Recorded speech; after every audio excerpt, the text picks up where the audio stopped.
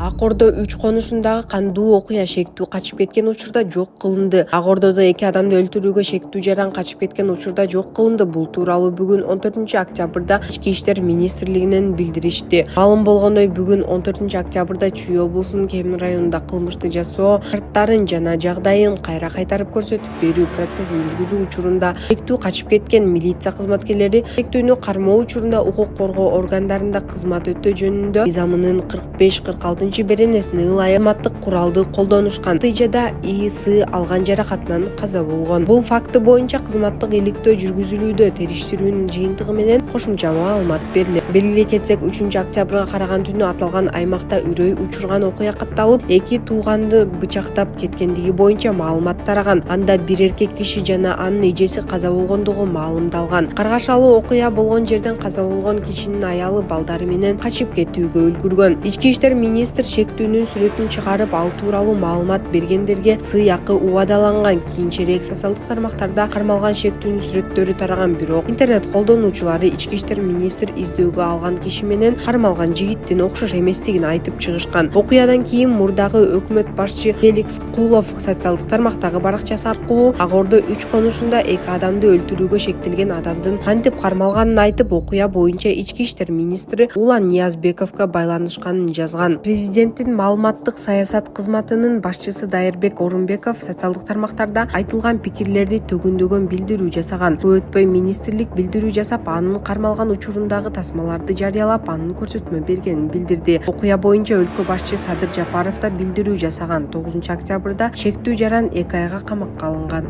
Саламатсыздар, урматтуу кыргыз элим. Мен Кудайбердиев Абдонурду басуулум. Абдонурум азыркы убакта 6 жашка толду. Балам, эч кандай сөздү сүйлөй элек. Сүйлөшүнө себепкер болуңуздар, кыргыз элим. Эл арасында сүйлөп, күлүп жүргөнгө не жетсин.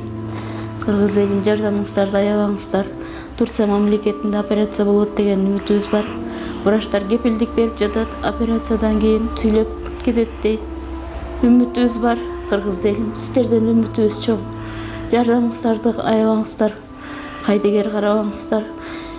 Абдонурумдун диагнозу МВПР синдром. Мындай балдар сүйлөп кетет дейт. Биздин операциябыздын суммасы $49,700. Азыркы убакта бизде 1 миллион сом чогулду. Берген аманатыңыздарды алып жатабыз, кыргыз элим. Бизден кайтпаса да Аллахымдан эки эселеп кайтсын сиздерге. Мындан ары да жардамыңыздарды аябай баламдын сүйлөп кетишине себепкер болуңуздарды суранам, кыргыз элим. Кайдыгер карабай жардамыңыздарды аябаңыздар. Реквизит номерлер өзүмө караштуу. Мбанк Зинат деп чыгат 0333. Россия өлкөсүнөн котором деген мекендештерге Сбербанк бар 3798 Урумбек деп чыгат. Алдын ала Аллахым разы болсун сиздерден. Кайдыгер карабай жардамыңыздарды аябаңыздар. Өлүм жазасын кайтаруу боюнча Конституцияга өзгөртүү киргизүү коомдук талкууга коюлду. Президенттик администрация баш мыйзамдын 25-беренесинин 1-бөлүгүнө өзгөртүү киргизүүнү сунуштады. Ага ылайык өлүм жазасы балдарды зордуктоо же зордуктоо менен коштолгон адам өлтүрүү учурларына карата колдонулушу мүмкүн. Долбоор 28-октябрга чейин талкууланып, 4-ноябрда каралаары белгиленген. Муну менен катар Кыргызстан өлүм жазасынан башка тартууну караган эл аралык милдеттенмеден чыга турган Бириккен Улуттар уюмга кабарлаган мыйзам долбоорун сунуштады. Жакында эле окуучу кыз мыкачылык менен өлтүрүлгөндөн кийин Садыр Жапаров өлүм жазасын кайтарууну сунуштаган.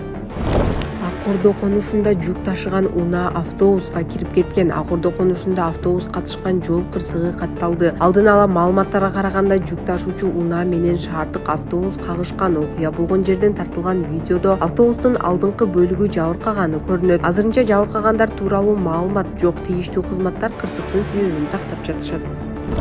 Чүйдө 2 окуучу каза таап, 69 жаштагы карыя кармалды. Жайыл районунда 2-класстын 2 окуучусу жол кырсыгынан улам каза таап, айдоочу кармалды. Чүй облусунун ички иштер башкармалыгынын басма сөз кызматынын маалыматына караганда 2025-жылдын 13-октябрында Жайыл райондук ички иштер бөлүмүнө жол кырсыгы боюнча билдирүү түшкөн. Бул факт каттоого алынып, текшерүү иштери башталган. Окуя болгон жерге ыкчам тергөө тобу дароо жөнөтүлгөн. Тергөөнүн алдын ала маалыматы боюнча ошол эле күнү бул жол менен саат 18:30 чамасында Кара Балта шаарындагы Чапаев көчөсүндө жүк ташуучу унаанын айдоочусу 1956-жылы туулган ГМ түндүктөн түштүк багыттык боюнча бара жатып жөө жүрүүчү болуп келе жаткан эки өспүрүмдү сүзүп кеткен. Алар 2018-жылы төрүлгөн АА жана 2017-жылы төрүлгөн АИ экени аныкталды. Кырсыктын кесепетинен эки бала окуя болгон жерде каза болушкан. Тиешелүү соттук медициналык экспертизалар дайындалды. Бул факты боюнча Кылмыш жаза кодексинин 312-беренесинин автотранспорт каражаттарынын кыймылын жана аларды эксплуатациялоонун коопсуздук эрежелерин бузуу негизинде кылмыш иши козголгон. Айдоочу ГМ жазык процессуалдык кодексинин 96-беренесине ылайык кармалып, убактылуу кармоочу жайга киргизилген. Тергөөнүн жүрүшү уланууда. Қазақстан коммунизм әрең дегенде. Ал енді беріп Қырғызстанға өткеннен кейін, Қырғызстанда 1 минутта тұрғанымыз жоқ, өтіп кеттік. Неге? Ол жерде Қамшыбек Ташиев деген азамат, адам өзінің адам екендігін сезініп жүретін. Қамшыбек Ташиев деген басшысы. Кыргызстандык киши казак чек арасынан араң өттү. Кыргызстанда 1 минутта турганыбыз жок, өтүп кеттик. Казакстандык киши казак-кыргыз чек арасынан өтүүдө казак тараптан нааразычылык билдирип, ал эми кыргыз тарап дароо өткөрүп жатканын билдирген видео интернетте пайда болду. Ал ошондой эле УКМК башчысы Камчыбек Ташиев менен президент Садыр Жапаровго ыраазычылык билдирди. Садыр Жапаров. Аталарына Алла разы болсын. Бұлар өздерінің адам екендіктерін біледі. Бұл өмірді өздерінің адам екендіктерін сезініп өмір сүріп жатқан Қамшыбек Ташиев адамдардың құрметін қыра алады.